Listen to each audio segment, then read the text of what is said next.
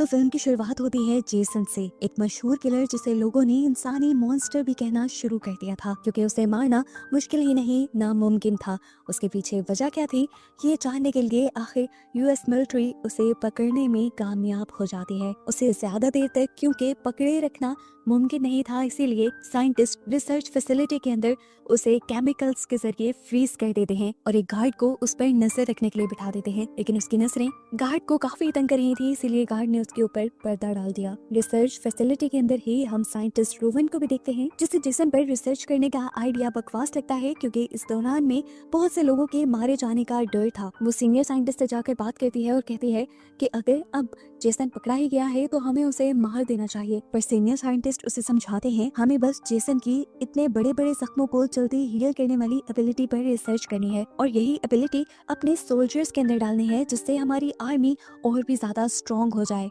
अपना मकसद पूरा हुए बगैर ही जेसन को मार देना कोई भी अक्लमंदी नहीं है। अब वो रोवन को छोड़कर खुद ही जेसन के पास चले जाते हैं अपने बहुत सारे सोल्जर्स को लेकर।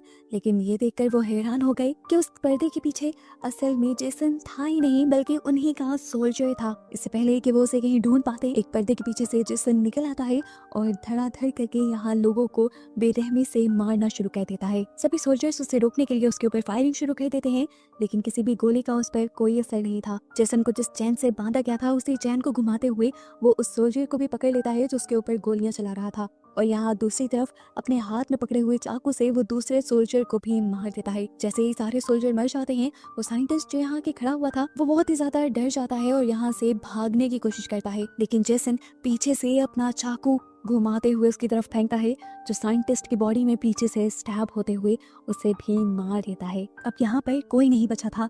बाहर खड़ी रोवन को बस चिल्लाने की आवाजें आ रही थी।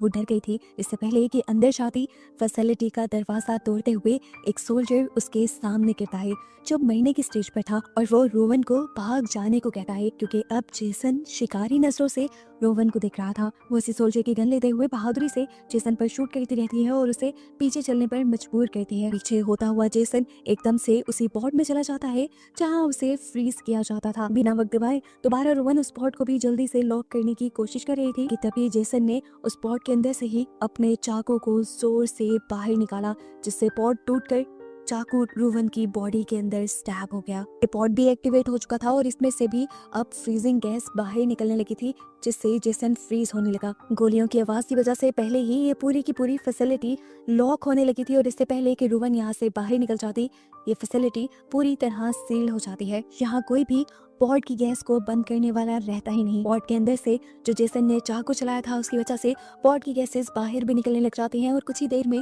पूरी फैसिलिटी में फैल जाती हैं, और ऐसे रोवन भी उन्हीं गैसेस की वजह से यहाँ पर फ्रीज हो जाती है। खैर, अब सीन कट हो जाता है और हमें आज से 450 साल का वक्त दिखाया जाता है। पता चलता है कि ये पूरी दुनिया इंसानों के पिलाई पोल्यूशन की वजह से तबाह हो चुकी है और अब इस दुनिया पर कोई भी नहीं रहता। सारे इंसान एक दूसरे प्लैनेट पर शिफ्ट हो चुके हैं, जिसे अर्थ 2 के नाम से जाना जाता है। 445 साल बाद अर्थ 2 से एक टीम इस अर्थ को विजिट करने के लिए आती है, क्योंकि इन्हें दोबारा अर्थ को ठीक करने के तरीके ढूंढने हैं और साथ ही साथ इस अर्थ के बारे में बहुत कुछ जानना भी है। इसी दौरान इन्हें वो फैसिलिटी भी मिल जाती है जहाँ पर जेसन के साथ साथ साइंटिस्ट रोवन भी फ्रीज थी, जिन्हें देखकर ये पूरी की पूरी टीम बहुत ज्यादा एक्साइटेड हो गई, क्योंकि इन्हें पता चला कि रोवन अभी तक जिंदा है। ये हैरानी की बात तो थी, लेकिन ऐसा हुआ इसलिए था क्योंकि उनकी बॉडी को एक परफेक्ट टेम्परेचर मिला था, जिसने उनकी लाइफ बहुत ज्यादा बढ़ा दी थी। टीम लीडर रोवन के साथ साथ पॉड के अंदर रखी जेसन की बॉडी को भी शिप में ले जाने का फैसला करते हैं, और जैसे ही पॉड का दरवाजा खोलते हैं तो रोवन के हाथ में पकड़ा हुआ मशहरी एकदम से नीचे गिरता है और इनके एक साथी का पूरा बाजू उसके जिस्म से अलग कर देता है। वो लड़का जोर से चिल्लाता है। ये लोग जेसन की बॉडी को तो संभाल लेते हैं और उस लड़के को जल्दी से एक पेन किलर इंजेक्शन देते हैं। खैर, उसके बाद ये दोनों बॉडीज को अपनी शटल में ले जाते हैं। जिस लड़के का बाजू कटा था उसे ये लोग एक बैग पर लेटा देते हैं, जो कुछ ही देर में उसका ये बाजू बनाना शुरू कर देता है, क्योंकि ये एक नैनो टेक्नोलॉजी वाला बैग था जो इंसान के या किसी भी जानवर के किसी भी हिस्से को रीजनरेट कर सकता था, दोबारा बना सकता था। जबकि दूसरी तरफ हमें रूवन 1 को दिखाया जाता है लैब 1 के अंदर। उसके बहुत सारे स्कैन करने के बाद उसे भी नैनो टेक्नोलॉजी वाले बेड पे लिटाया गया था और उसे दोबारा होश में लाने की कोशिश की जा रही थी। जबकि लैब 2 के अंदर जेसन के ऊपर रिसर्च हो रही थी और ये देखकर सब लोग बहुत ज्यादा हैरान थे कि जेसन की बॉडी के अंदर एक बहुत छोटा सा दिमाग था जो उसकी बॉडी को चला रहा था। यहाँ पर ये साइंटिस्ट जेसन की आंख का सैंपल निकालती है जो बहुत ही बुरे तरीके से खराब हो चुकी थी। दूसरी तरफ हम देखते हैं कि रोमन को भी होश आ जाता है और होश में आते ही नए लोगों को अपने करीब देखते ही वो पैनिक कर जाती है और यहाँ पर साइंटिस्ट को थप्पड़ भी लगा देते हैं और साइंटिस्ट उन्हें काम डाउन करते हैं और सिचुएशन समझाने की कोशिश करते हैं कि वो इस टाइम फ्यूचर में है और रिसर्च लैब में है क्योंकि पिछले 450 साल से वो बेहोश थी। ये सुनकर तो साइंटिस्ट खुद भी बहुत ज्यादा शॉक में रह गई थी। टीम लीडर इस टाइम अर्थ 2 से कांटेक्ट करते हैं और उन्हें ये खबर देते हैं कि उनके पास 450 साल पुराने लोग हैं जो अभी भी जिंदा हैं। उनको लगता था कि वहाँ के लोग इन्हें देखने के लिए बहुत सारे पैसे देंगे, लेकिन वहाँ पर बैठा हुआ इंसान इन्हें ये बताता है कि पुराने लोगों को जिंदा करने की टेक्नोलॉजी अब काफी आम हो चुकी है। इन चीजों को देखने के लिए या किसी पुराने इंसान को देखने के लिए कोई पैसा नहीं देगा, तुम इन्हें अपनी रिसर्च में ही इस्तेमाल करो। हाँ, अलबत्ता जेसन उस टाइम का एक बहुत बड़ा किलर था जिसे मारना नामुमकिन था। उसकी बॉडी देखने के लिए शायद लोग थोड़ी सी एक्साइटमेंट दिखाए। दूसरी तरफ हम दोबारा उसी साइंटिस्ट को देखते हैं जो जेसन के ऊपर रिसर्च कर रही थी। उसे जैसे ही जेसन का मास्क उठाया उसका चेहरा देखने के लिए तो वो बुरी तरह से जला हुआ था और वो बहुत ही ज्यादा डरावना दिख रहा था। इसलिए वो उसका मास्क दोबारा रख देती है उसके फेस पर और उसके छोटे से ब्रेन पर रिसर्च करने लग जाती है। इस दौरान उसे 1-2 मरतबा शक भी होता है कि जैसे जेसन होश में आ रहा है, लेकिन वो उसे अपना वहम समझकर इग्नोर कर देती है क्योंकि जेसन मरा हुआ था। लेकिन हमें दिखाया जाता है कि सच में जेसन का हाथ हिल रहा है, यानी वो जिंदा हो रहा है, क्योंकि इस टाइम जेसन को इन्होंने नैनोटेक बेड पे लिटाया हुआ था, जिस नैनोटेक बेड ने उसके अंदर दोबारा से जान भर दी थी। एकदम से उसे किसी के उठने की आवाज आती है और जैसे ही वो पीछे मुड़कर देखती है तो सच में जेसन अब उस बेड पर नहीं था। उसने इधर उधर देखा तो एकदम से जेसन ने उसे पीछे से काबू कर लिया। वो उसे मारने लगा था। अपने आप को बचाने के लिए ये लड़की बाहर आवाज देने की कोशिश पे करती है, लेकिन कोई उसे सुन नहीं पाता। अब जेसन उसे बालों से पकड़कर लिक्विड नाइट्रोजन के अंदर डुबा देता है, जिसकी वजह से उसका मुंह फ्रीज हो जाता है। जिसके बाद जेसन उसकी मुंह को बाहर निकाल के एक टेबल के ऊपर स्मैश कर देता है, बिल्कुल तोड़ देता है और इस तरह इस लड़की की मौत हो जाती है। जिसके बाद जेसन यहाँ से अपनी नशेड़ी उठाता है और दूसरे लोगों को मारने के लिए निकल जाता है, जो उसका पुराना काम है। जबकि दूसरी तरफ अब हमें टीम लीडर को दिखाया जाता है जो भी साइंटिस्ट थे और इस टाइम रोवन के पास खाना लेकर आए थे। खाना देते हुए ये लोग बातें करते हैं और टीम लीडर जेसन के बारे में पूछते हैं तो रोवन बताती है कि वो एक बहुत ही खतरनाक किलर है जिसे मारना मुमकिन नहीं, क्योंकि वो बड़े से बड़े जख्म को भी खुद ब खुद हील करने की पावर रखता है। बातों ही बातों में रोहन को पता चलता है कि ये लोग जेसन को भी यहाँ लेकर आए थे, जिससे वो बहुत ज्यादा गुस्सा हो जाती है और कहती है तुम जानते नहीं वो कितना खतरनाक है। तो यहाँ पर लीडर उसे बताते हैं कि वो तो मर चुका है, जिस पर वो लड़की कहती है कि मुझे इस बात का प्रूफ चाहिए। ये लोग उसे उस रूम में लेकर जाते हैं जहाँ पर इन्होंने जेसन को बेड से बांधा हुआ था, लेकिन अब जेसन वहाँ नहीं था और ये देखते हुए ही सब के सब शॉक रह गए। इस लैब के अंदर सिर्फ इस टाइम उस लड़की की लाश थी जिसे थोड़ी ही देर पहले जेसन ने मारा था और ये देखकर सभी लोगों में अफरा तफरी मच जाती है। यहाँ के गार्ड जल्दी से इस पूरी लैब में लॉकडाउन लगाने को कह देते हैं और सबको लैब 1 में शिफ्ट होने को कहते हैं जहाँ पर रोवन को रखा गया था। यहाँ लैब 2 के अंदर हम जेसन को देखते हैं। जेसन अब पास के बने हुए एक कैबिन के अंदर आ रहा था जहाँ पर एक कपल जल्दी से लैब 1 से निकलकर लैब 2 में जाने की तैयारी कर रहा था, लेकिन इतना तो जेसन उन्हें टाइम ही नहीं देता। वो उस लड़की की बॉडी में अपनी मशीन ही स्टैब कर देता है, जिसका खून जाकर उसके पार्टनर के चेहरे पर गिर जाता है और वो बहुत ही ज्यादा पैनिक कर जाती है। जेसन उस लड़के को खींचते हुए यहाँ से दूर ले जाता है और वो लड़की पैनिक होते हुए सब लोगों के पास आती है और उन्हें बताती है कि जेसन ने कितनी बेदर्दी से उसके पार्टनर को स्टैब किया था। अब गार्ड को भी समझ आ गई थी कि जेसन कितना खतरनाक है, इसीलिए वो अपनी पूरी फोर्स को ऑर्डर दे देता है जेसन को पकड़ कर मारने का। लेकिन यहाँ का जो टीम लीडर था वो जेसन को मारना नहीं चाहता था, क्योंकि जेसन को अर्थ 2 पहले जाने पे उसे बहुत सारे पैसे मिलने थे। वो गार्ड को भी ऑफर करता है कि उसमें से आधे पैसे तुम ले सकते हो। गार्ड बजाय तो उसकी बात मान लेता है क्योंकि वो लीडर था, लेकिन फिर अपने रूम में जाने पर सभी सोल्जर्स को दोबारा जेसन को मारने का ऑर्डर दे देता है, क्योंकि वो जानता था कि जेसन का जिंदा रहना बिल्कुल ठीक नहीं। सीन कट होकर यहाँ पर हमें दिखाया जाता है कि 2 सोल्जर्स इस टाइम बड़े बड़े मॉन्स्टर से लड़ रहे थे। एक सोल्जर पहले ही एक ही शूट में एक मॉन्स्टर को मारने में कामयाब हो जाता है, लेकिन वो नहीं जानता था कि दूसरा मॉन्स्टर भी उसके पीछे ही है। तभी उसका दूसरा साथी पीछे से इसी मॉन्स्टर को शूट कर देता है और तभी एक और किलर इसी रूम में आ जाता है और वो था जेसन। जेसन पकड़कर यहाँ सभी लोगों को मारता जा रहा था। ये किलर कहाँ से आया था, इसे देखकर ये सब लोग कंफ्यूज हो गए थे, क्योंकि इस टाइम ये लोग एक गेम खेल रहे थे और गेम में ही मॉन्स्टर को मार रहे थे और इस गेम में जेसन नाम का कोई किलर तो था ही नहीं।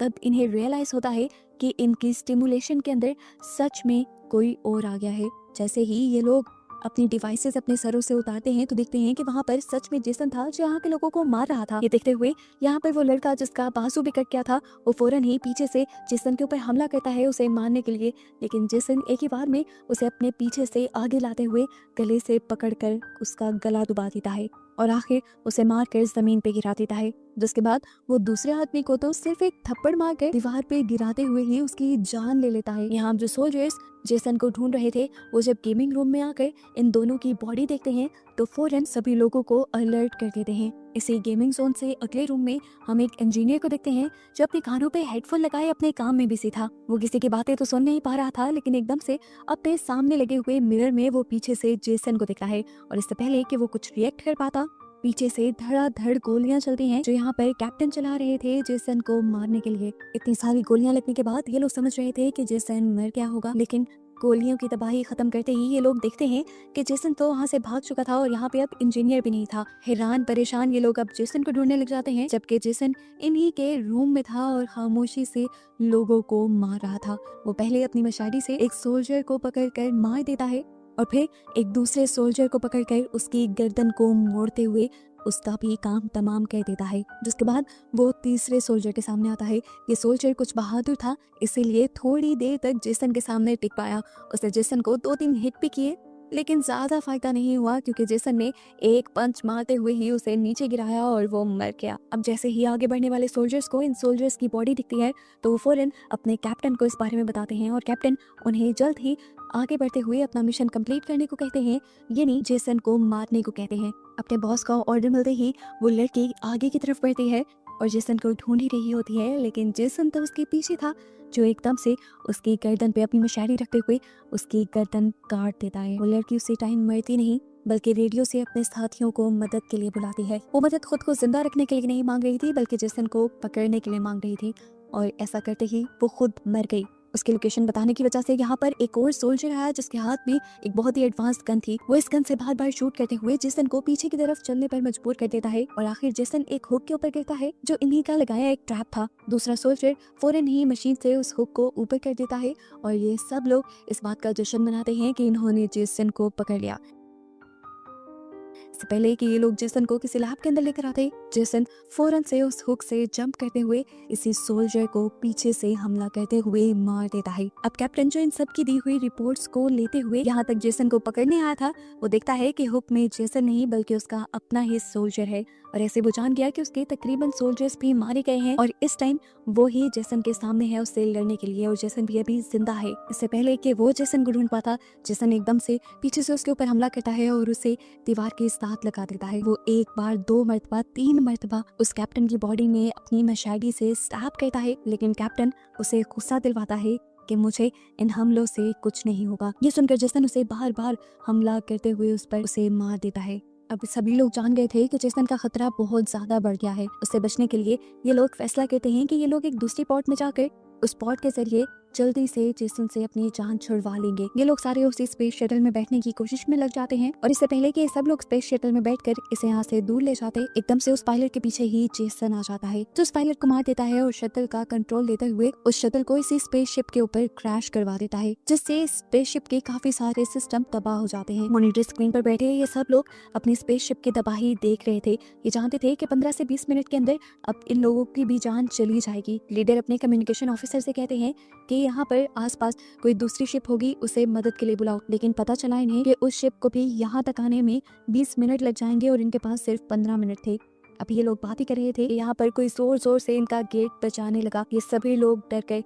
ये जानते थे कि पीछे जेसन ही होगा, इसलिए इन्होंने गेट नहीं खोला तो जेसन विंडो तोड़ते हुए इनके इस चैम्बर में आ गया। अब अपनी जान बचाने के लिए ये लोग सारे उस चैम्बर को छोड़ के दूसरे की तरफ भाग जाते हैं, जबकि पीछे रह जाता है लीडर, जो जेसन से डील करने की कोशिश करता है कि अगर तुम मुझे ना मारो तो मैं अर्थ 2 पर तुम्हें ले जाकर बहुत सारा पैसा और शोहरत दे सकता हूँ। लेकिन जेसन को इस सब की जरूरत नहीं थी। गिलोंगचू दूसरे चैम्बर में परेशान थे कि कुछ ही देर में ये स्पेसशिप भी तबाह होने वाली थी और जेसन का भी खतरा था। तो इंजीनियर इन दोनों ही खतरों से निपटने के लिए इन्हें दोबारा स्पेस शटल में जाने का आइडिया देता है, जिसे पहले ही जेसन ने यहाँ से निकलने नहीं दिया था। स्पेस शटल आराम से इस स्पेसशिप से अलग हो जाती और ऐसे अगर स्पेसशिप तबाह भी हो जाती तो इनकी जान बचाती और जेसन इसी में मर जाता और ये लोग जिंदा अर्थ 2 तक पहुंच जाते। लेकिन अब मसला एक ये था कि स्पेस शटल में थोड़ी सी खराबी आ गई थी, जिसे ठीक करने के लिए इंजीनियर उसके अंदर जाते हैं और बाकी ये बची हुई लड़कियां स्पेसशिप से बाकी बचे हुए इंसानों को स्पेस शटल तक लाने का काम करती हैं। और एक लड़का जिसने यहाँ पे एक ह्यूमनॉइड रोबोट को बनाया था, वो उसमें थोड़ी सी मॉडिफिकेशन करने लग जाता है ताकि उसे और भी ज्यादा ताकतवर बनाया जा सके। यहाँ रोवन स्पेस शटल की तरफ जाते हुए एक सोल्जर को मरा हुआ देख लेती है और उसकी गन को उठा लेती है कि अगर उनके सामने जेसन आ गया तो ये लोग उससे लड़ पाए। यहाँ पर रोवन को किसी की सांस लेने की भी आवाज आ रही थी। उसे लग रहा था कि यहाँ पर कोई जिंदा है, जिसे वो चेक करना चाहती थी, लेकिन उसके साथ की लड़कियां डरी हुई थी। वो उन दोनों लड़कियों को स्पेस शटल की तरफ जाने को कहती है और खुद जब आगे बढ़कर चेक करती है तो ये कैप्टन था, जिसे पूरी तरह जेसन मार नहीं पाया था। उसकी हालत अब ज्यादा खराब हो रही थी, वो बिल्कुल मरने ही वाला था। लेकिन रोवन उससे कहती है कि तुमने हिम्मत नहीं हारनी, मैं थोड़ी ही देर में तुम्हें यहाँ से लेने के लिए आऊंगी और हम लोग अर्थ 2 की तरफ निकल जाएंगे। रोवन अब अपने दूसरे साथियों के पास जाती है और उनसे रिक्वेस्ट करती है कि हमें कैप्टन को इस शटल तक लाना होगा, जबकि दूसरी तरफ हमें दिखाया जाता है कि इन्हें सिग्नल भी मिल जाते हैं कि इंजीनियर ने स्पेस शटल को ठीक कर लिया है। इससे पहले कि ये सब लोग शटल की तरफ बढ़ते, शटल के अंदर हमें दिखाया जाता है कि कोई पायलट का कटा हुआ सर एकदम से ले आया है इंजीनियर के सामने और ये कोई नहीं है बल्कि जेसन ही है, जो अब इंजीनियर को भी पकड़कर यहाँ पर बने इलेक्ट्रिकल स्पाइक्स के साथ मार मार कर उसको भी जान से खत्म कर देता है। ये देखते हुए शटल के दूसरी तरफ मौजूद एक लड़की बहुत ज्यादा डर जाती है और किसी को भी शटल में लाए बगैर इस शटल का दरवाजा बंद कर देती है। हालांकि सब उसकी मिन्नतें करते रह गए कि उनको भी अंदर आने दो, लेकिन उसने किसी की बात नहीं सुनी और शटल को प्री मैच्योर ही लॉन्च कर दिया, जिसकी वजह से शटल उन्हीं की स्पेसशिप से टकरा कर तबाह हो गई। इन सबको लग रहा था कि जेसन स्पेस शटल के अंदर ही मारा गया, लेकिन वो तो अब इसी स्पेसशिप के अंदर था और इन तीनों के सामने आ चुका था। इन्हें लगा कि अब मौत इनके सामने है और इन्हें कोई नहीं बचा सकता,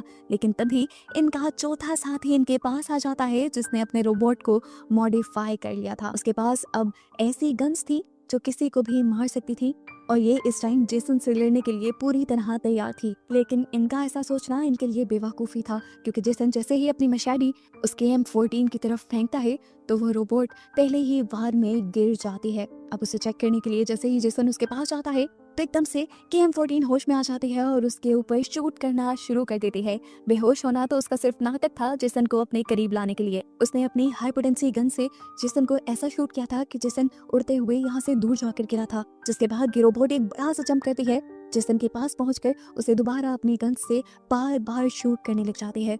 यहाँ जेसन भी अपने आप को एक दो मरतबा उठाने की कोशिश तो करता है, लेकिन ये रोबोट अपने पाँव से किक करते हुए उसे बार बार गिरा देती है और इस दौरान भी उस पर शूट करती ही रहती है। अब इस रोबोट ने जेसन को दूर फेंका था, वो उसके ऊपर जंप करके उसके सर पर बंदूक रखते हुए उसके दिमाग को खत्म करने चाहती थी, लेकिन तभी जेसन ने नीचे से उसके ऊपर वार कर दिया और ये रोबोट गिर गई। इससे पहले कि जेसन अब रोबोट को खत्म कर देता, पीछे से कैप्टन अपनी धुआंधार एंट्री करते हैं और जेसन के कंधे में एक चाकू स्टैब करते हुए उसे कुछ मिनट के लिए कमजोर कर देते हैं और इतनी ही देर में उस रोबोट को टाइम मिल जाता है रिकवर करने का। KM14 दोबारा उसके ऊपर वार करती है और उसे मार मार कर यहाँ से दूर करने की कोशिश करती है। अब वो अपनी गन से ही इस चैम्बर का दरवाजा तोड़ते हुए उसे लैब 1 में भेज देती है, जहाँ पर वो नैनो टेक्नोलॉजी वाले बेड थे, जिस एक बेड के साथ जेसन भी टकरा जाता है। आखिर में KM14 उसके सर को शूट करते हुए उसे भी मारने में कामयाब हो जाती है। फाइनली जेसन को मारने में ये लोग कामयाब हो चुके थे, ये लोग बहुत खुश थे। KM14 अपनी जीत का जश्न मनाने के लिए जेसन की ही मशाली उसकी बॉडी में फेंक कर स्टैब कर देती है। फाइनली अब ये सब लोग एक बड़े खतरे से जान बचा चुके थे। नैनो टेक्नोलॉजी वाले बेड पे लिटा देते हैं और उसे हील करना शुरू कर देते हैं और तभी दूसरी स्पेसशिप वाले इनसे कांटेक्ट कर लेते हैं कि वो इनके करीब ही हैं और इन्हें रेस्क्यू करने के लिए आ रहे हैं। लेकिन शिप को जितना आने में यहाँ टाइम लगता, उस टाइम तक तो ये वाली शिप तबाह हो जाती, तभी रूवन इस पूरी शिप का मैप देखती है और उसे पता चलता है कि इस शिप में एक ऐसा भी एरिया है जो आराम से इस शिप से अलहदा हो सकता है और उस चैम्बर में जाकर ये लोग अपने आप को सेफ भी कर सकते हैं। बिना वक्त ज़ाया के ये लोग उस चैम्बर की तरफ बढ़ जाते हैं, जबकि लैब 1 में हमें दिखाया जाता है कि जेसन जिस नैनो टेक्नोलॉजी वाले बेड के ऊपर मरा था, वो बेड अभी भी एक्टिवेट था और उस पर तो किसी ने ध्यान दिया ही नहीं था। इसी बेड ने जेसन को हील करना शुरू और उसके कटे हुए बॉडी पार्ट्स की जगह लोहे के पार्ट्स देना शुरू कर दिए, जिससे वो एक इंसान और एक रोबोट का कॉम्बो बन गया और पहले से ज्यादा खतरनाक बन गया। यहाँ ये सब लोग उस चैम्बर तक पहुंच गए थे जिसके अंदर इन्हें सेफ रहना था। उस चैम्बर के अंदर जाने से पहले ये लोग चैम्बर के बाहर की तरफ कुछ बॉम्ब्स लगाना शुरू कर देते हैं ताकि जल्द ही ये चैम्बर स्पेसशिप से अलहदा हो जाए। जैसे ही ये लोग बॉम्ब लगाकर फ्री होते हैं तो ये देखते हैं कि अब इनके सामने जेसन आ चुका था, जिसे KM-14 यानी वो रोबोट जैसे ही दोबारा मारने के लिए उसके करीब जाती है तो जेसन एक ही हाथ से वार करते हुए उसका सर ही उसकी बॉडी से अलग कर देता है। KM-14 का क्रिएटर जल्दी से KM-14 का हेड पकड़ता है। यहाँ पर अब जल्दी से रूवन जेसन के सामने आती है तो रूवन को जेसन गले से पकड़ लेता है। उसे बचाने के लिए दूसरे लोग उसके पास आते हैं तो जेसन उनसे लड़ने लग जाता है और इस चक्कर में रूवन अपने आप को बचा लेती है। वक्त रहते ही ये लोग जल्दी से दूसरे चैम्बर के अंदर आ जाते हैं और उसका गेट भी बंद कर देते हैं। मरता हुआ वो आदमी जिसने रूवन की जान बचाई थी वो जल्दी से बॉम्ब्स को एक्टिवेट करने में कामयाब भी हो जाता है, जिससे इनका ये चैम्बर पूरी स्पेसशिप से अलग हो जाता है और हम जेसन को देखते हैं जो इस बॉम्ब्स की फोर्स की वजह से पीछे की तरफ जाकर गिरता है। यहाँ अब एक नई स्पेस शटल भी आ गई थी इन लोगों को रेस्क्यू करने के लिए। इन्हें लग रहा था कि इनकी जेसन से जान छूट गई, लेकिन ये नहीं जानते थे कि जेसन अभी भी इनके चैम्बर के पास ही था जो बाहर से पंच करते हुए इनके चैम्बर को तोड़ देता है और वैक्यूम प्रेशर की वजह से हर चीज यहाँ पर उड़कर बाहर की तरफ निकलने लग जाती है। तेजी से इनका ये चैम्बर भी तबाह होने लग जाता है। इससे पहले कि ये सब लोग स्पेस के अंदर गिर जाते, कैप्टन रूवन को पकड़ लेता है और रूवन अपनी एक दूसरी साथी को पकड़ लेती है, लेकिन ज्यादा देर तक वो उसे पकड़ नहीं पाई थी, इसीलिए उसकी साथी स्पेस में जाकर मर गई। उसके यहाँ से दूर होते ही कैप्टन ने जल्दी से रूवन को खींचा और ये लोग एक दूसरे चैम्बर में चले गए जहाँ पर वैक्यूम प्रेशर नहीं था। अब सिर्फ 4 लोग ये जिंदा बचे थे। वो देखते हैं कि जेसन अब इनकी इस जगह को भी तबाह करने की कोशिश कर रहा है, इसीलिए ये जान बचाने के लिए यहाँ से भी भागते हैं। ये लोग उस गेट के पास पहुंच जाते हैं जहाँ पर रेस्क्यू वेसल भी आई थी, लेकिन अब इनके इस चैम्बर का गेट जो कि रेस्क्यू वेसल के साथ अटैच हुआ था वो नहीं खुल पा रहा था। यहाँ पर कैप्टन डिसाइड करते हैं कि वो स्पेस सूट पहनकर स्पेस में जंप करेंगे और बाहर की तरफ से इस वेसल का दरवाजा खोलेंगे। जितनी देर में वो दरवाजा खोलने की कोशिश कर रहा था ये लोग देखते हैं कि जेसन इनके करीब आ गया।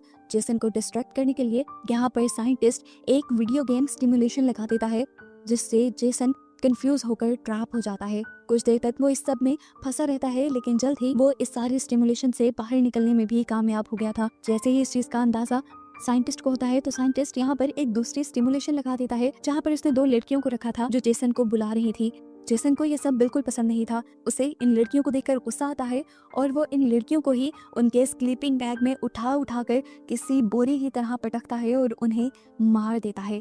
इसी सब के दौरान हम देखते हैं कि कैप्टन भी वो गेट खोलने में कामयाब हो चुका था। अब क्योंकि गेट खोलने की वजह से यहाँ पे थोड़ी सी चेंजेस हुई थी तो वो स्टिमुलेशन भी खत्म हो गया था, जिससे अब जेसन इन्हें देख रहा था। रोवन और साइंटिस्ट जल्दी से उस रेस्क्यू वेसल के अंदर जाने में कामयाब हो जाते हैं। यहाँ आते ही इन्हें अंदाजा होता है कि ये KM-14 का सर तो उसी स्पेसशिप में छोड़ आए और वही इनके लिए बहुत ज्यादा इंपॉर्टेंट था। रोवन उसे लेने के लिए दोबारा स्पेसशिप के अंदर भागती है तो देखती है कि जेसन दोबारा उनका पीछा कर रहा था, जिससे बचने के लिए वो तेजी से इस रेस्क्यू शटल के अंदर तो आ जाती है और पीछे से कोई इस रेस्क्यू शटल का दरवाजा जल्दी से बंद कर देता है और ये कोई और नहीं था बल्कि कैप्टन था, जिसने जेसन के साथ लड़ने का और बाकी सबको बचाने का फैसला कर लिया था। जैसे ही रेस्क्यू वेसल स्पेसशिप से डिटैच होकर अर्थ 2 के लिए निकलती है, वैसे ही पुरानी वाली स्पेसशिप के अंदर कैप्टन एक बॉम्ब एक्सप्लोड कर देते हैं, जिसकी वजह से वहाँ बहुत ज्यादा प्रेशर आता है और रोवन देख पाती है कि उसी प्रेशर की वजह से जेसन अब उनकी इस रेस्क्यू वेसल के करीब आ गया था। इससे पहले कि वो यहाँ पर भी उनके ऊपर हमला कर देता, किसी बैटमैन की तरह कैप्टन आकर उसे पकड़ लेते हैं और यहाँ से दूर ले जाते हैं। तेजी से नीचे गिरते हुए अब इन दोनों की बॉडी जल रही थी, जिसे देखते हुए रोवन और सब लोगों को लगा कि जेसन 2 और कैप्टन मर गए हैं। अर्थ 2 पर हमें दिखाया जाता है कि एक कपल यहाँ पर एक टूटे हुए तारे को देखता है, जो असल में टूटा हुआ तारा नहीं था ही बल्कि जेसन का सर था और वो यहाँ पे अब कोई और तबाही फैलाएगा या नहीं, इसी मिस्टीरियस एंडिंग के साथ ये कहानी यहाँ खत्म हो जाती है।